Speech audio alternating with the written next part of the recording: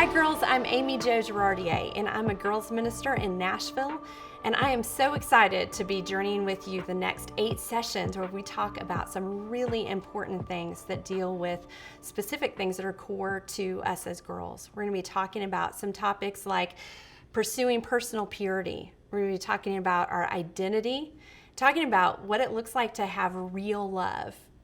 And so those are some things that you're going to start digging into even in this session.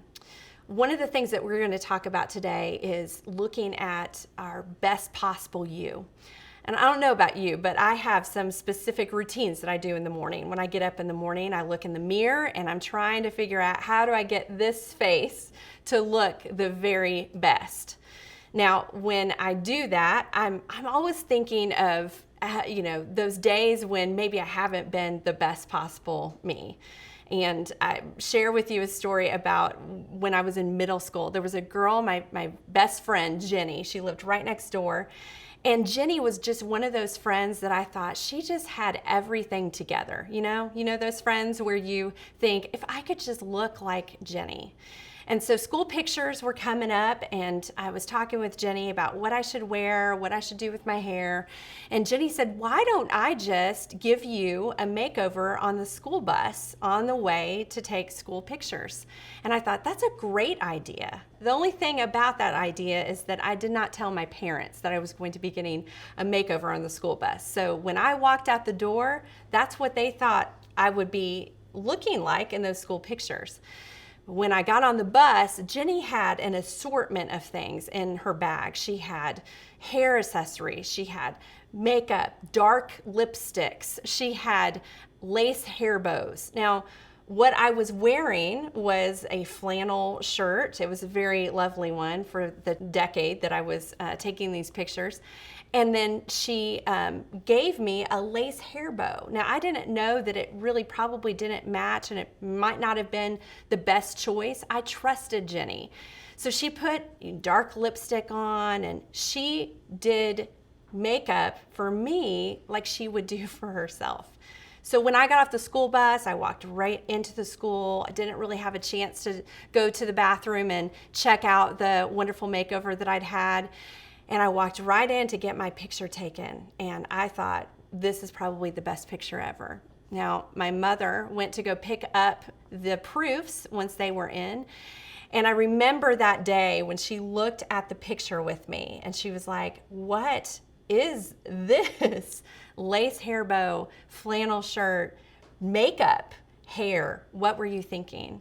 And when I explained to her that Jenny was the one that had helped me achieve this masterpiece, and my mother was horrified. She said, this is not the best possible you. And thankfully she kept that picture up all year round to remind me not to pursue to be like Jenny, but to be who God created me to be. As we talked about that, I know that even in the girls in my girls ministry, we talk about how image and the pursuit of being that perfect Instagram picture, we're always in the pursuit of that. When we talk about those things, that's not the ultimate point of our lives. Sometimes we get lost in that, if we're being really honest. Sometimes I get lost in that. When I put that Instagram photo in, I think, gosh, I wonder if I could use a different filter, if it'll look a little bit better. And I find myself falling back into the patterns of how I was in middle school, of wanting to be the best possible me and not really being true to who I am. When I look in the mirror in the mornings now, and I think about my outer appearance, which is important, but not the whole point of my life, started thinking, I also need to think about my heart. I also need to be thinking about my mind, and I need to be thinking about what I'm doing with those things. And I know we talked about our Instagram filters and putting those over our pictures. Sometimes I wish that we could have a filter for our hearts that would allow us to be the best possible us. I love coffee, something that you'll probably find out about me, but I drink it a lot. And back in the olden days, before Keurig cups, you would have to open up the pot of coffee and you would have to put in this piece of material that actually is called a filter. Now, it's not like an Instagram filter where it adds something to the cup of coffee. The filter is where you put the coffee beans in, and it actually keeps the beans from getting into the cup, but allows the flavor to come through. And so you don't want that filter to not be there, because if you do, you're gonna have all that gunk in your coffee. It's not gonna taste like a good cup of coffee. That filter is important to make sure the impurities and all the things that need to stay out of that cup stay up in the top of the coffee pot.